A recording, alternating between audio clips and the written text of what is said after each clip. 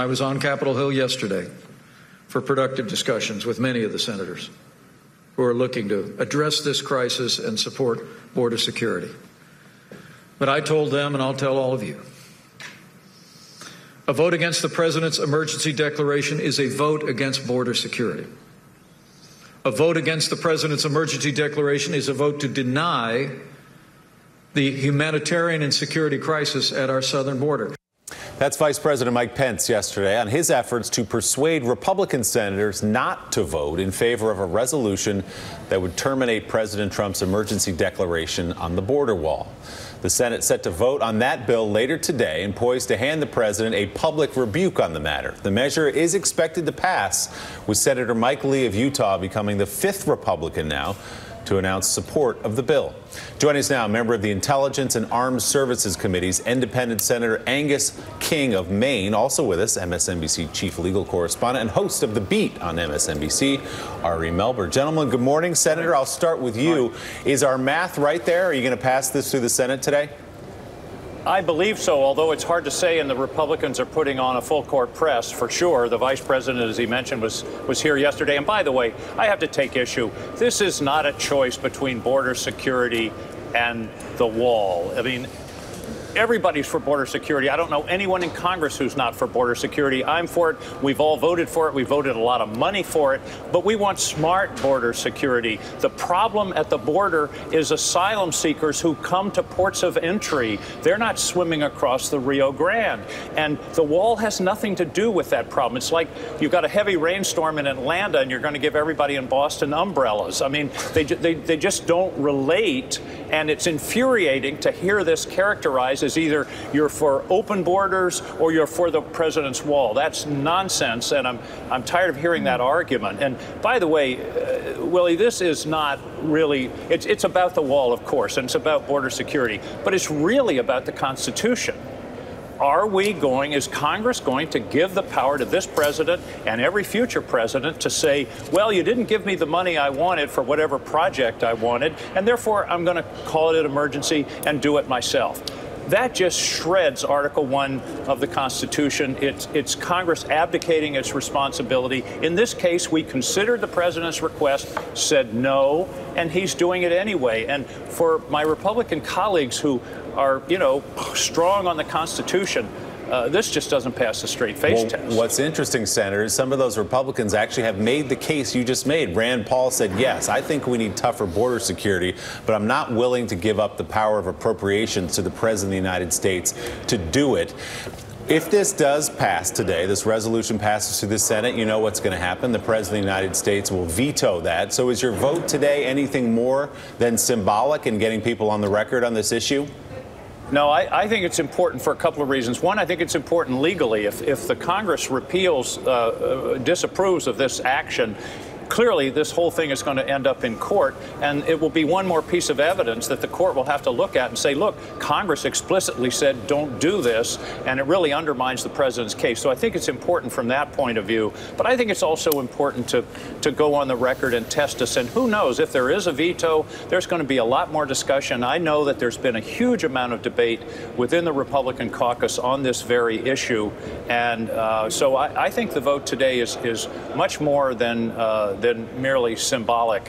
And here's another thing I got to tell you that is under my skin just in the last hour. We've been trying to find out who's on the list. The president's going to take $3.5 billion out of military construction projects to do this, according to his declaration. They're refusing to tell us where that's coming from, but I just saw a tweet from a Republican senator who said, well, I'm going to vote for it because I've been reassured none of it's going to come from my state.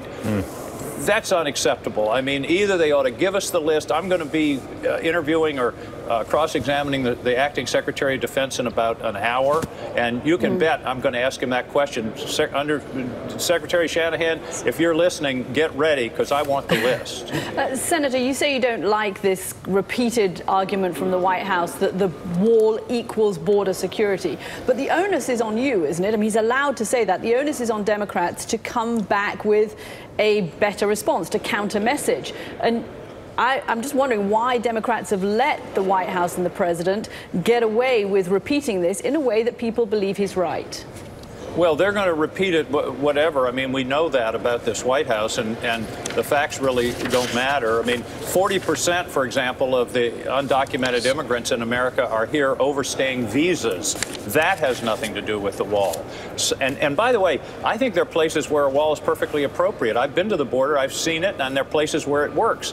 But the idea of just building where the president has decided he wants to, because he wants to maintain a campaign promise, it's just not, it's not a good expenditure of the taxpayers' money. We ought to be focusing on the ports of entry where most of the drugs are coming through.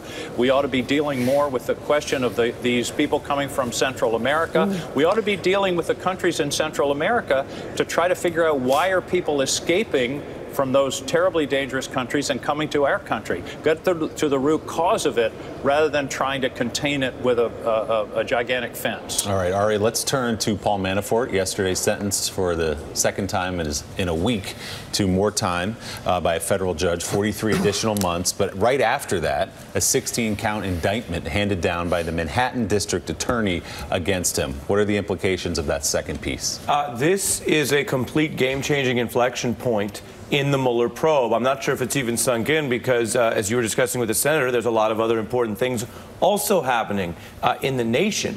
But basically, Donald Trump woke up yesterday with the idea that he could pardon anyone caught up in the Mueller probe. And he was right. And he went to bed yesterday unable to pardon the person who's gotten the heaviest sentence in the Mueller probe, his former campaign chairman #1, the person tied to Russians in all sorts of ways. Can't pardon. And explain that. Why not, Ari? These charges in New York are unpardonable. The Donald Trump administration has no ability to pardon state charges. Also, importantly and relatedly, has no oversight over this prosecutor. So with DOJ, just like yesterday, Chairman Nadler was going back over whether there was meddling with federal probes, including in the federal office in New York, SDNY, which has gotten so much attention. Donald Trump may abuse that power, but he has a legitimate power to oversee those federal prosecutors in the DOJ. That's going to be a debate.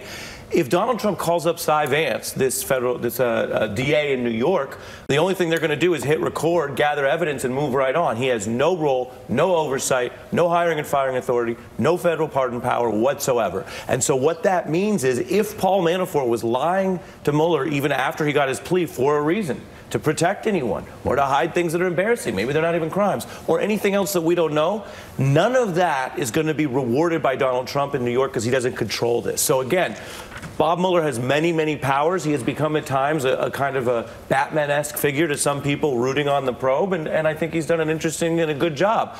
But this is a power Bob Mueller doesn't have. This is a checkmate to the pardon power. And I'll mention, as you said in your tease, this is something that we first broke as a story in August 2017, that while presidents have this big federal pardon power, Mueller could have a checkmate backed up, and there's the story, by local prosecutors around the country. We reported they were investigating it. What you saw yesterday was a massive show of force while Manafort's team was walking out of the courtroom from right here in New York, and I think it could be a game changer. Senator, it's Jonathan Lemire. Two questions for you. First, following up on Ari's point about Paul Manafort. We are expecting the Mueller report soon. Wanted to know if you, obviously, your anticipation as to when the Congress will get a look at this, what you anticipate from it. But then I also wanted to turn to the other steps, the other rebuke that the Senate is delivering to the president, which was on authorizing the conflict between Saudi Arabia and Yemen, which, in fact, depending on timetable, may end up being the first veto that the president ends up issuing. Can you explain to me the rationale behind that? And is this a moment you feel like some of your Republican colleagues are finally standing up to the White House? I don't think I'd put it that way. I think I would just say the Congress is doing what they're supposed to do, which is trying to respond to these problems and make the kinds of decisions that they believe are important. And here again, this is a case where it's a question for 50 years or maybe 150 years, Congress has gradually ceded powers to the president, particularly in the area of foreign policy. What happened yesterday on the floor of the Senate was Congress finally saying, no, we're not going to go this far. We've never authorized this activity. We don't want, we think it's bad for America, bad for the region to be involved, and we're going to say no. And I think I have to admire my Republican colleagues for standing up to the White House and doing what they know is right. And by the way, I should mention about the wall, this isn't, the Republicans had total control of the Congress for 2 years. They never did anything about the wall either. You know why? The dirty little secret is they're not all that enthusiastic about it. This is the president's priority, and that's what's happening here today. Senator Angus King of Maine, thanks as always for your time. We appreciate it. Yes, Ari, sir. before we let you go,